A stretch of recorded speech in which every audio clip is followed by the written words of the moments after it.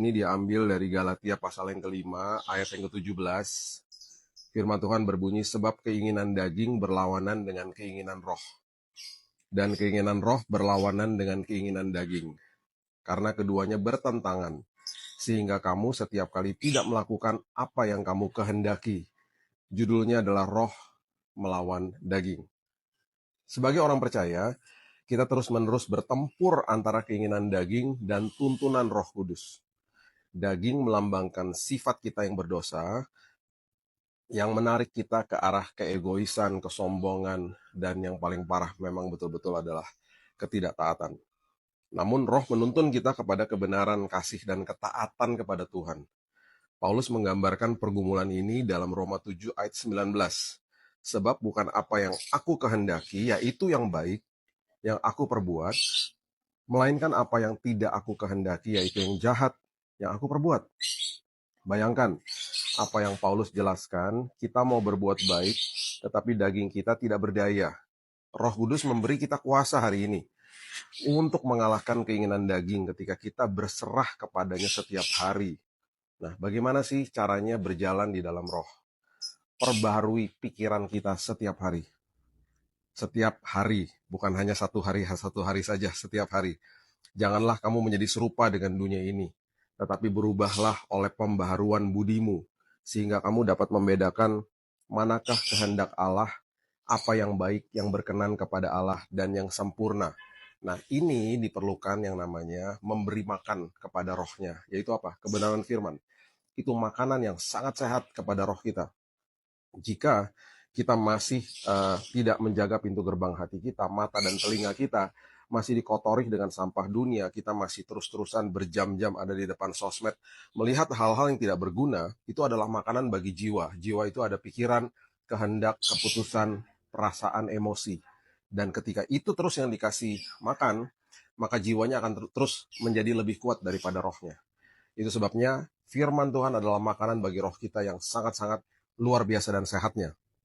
Kuncinya adalah kita terus isi dan fokus roh kita dengan firman kebenaran Tuhan.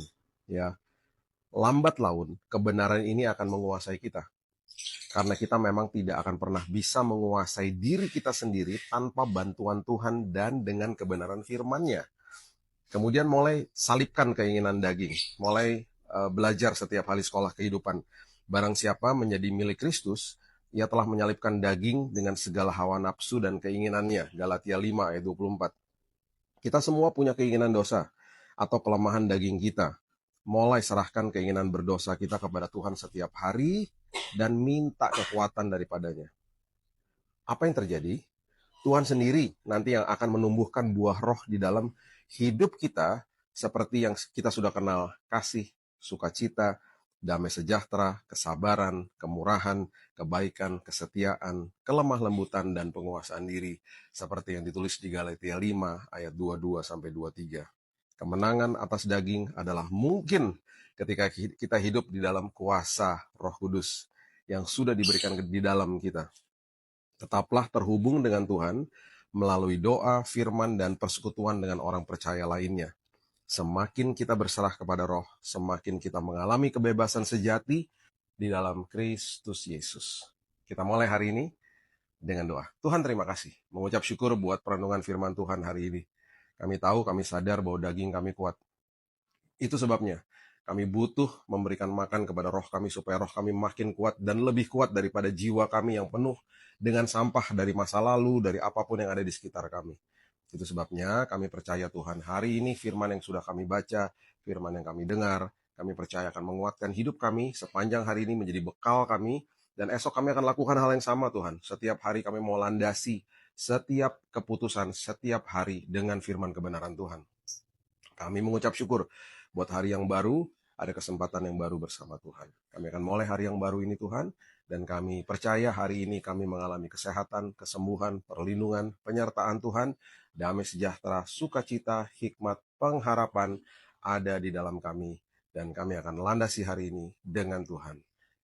Kami akan mulai Tuhan, kami akan buka pintu yang baru ini, hari yang baru, hanya dengan Tuhan Yesus sendiri. Di dalam nama Tuhan Yesus, kami berdoa dan mengucap syukur. Kita sama-sama katakan, amin.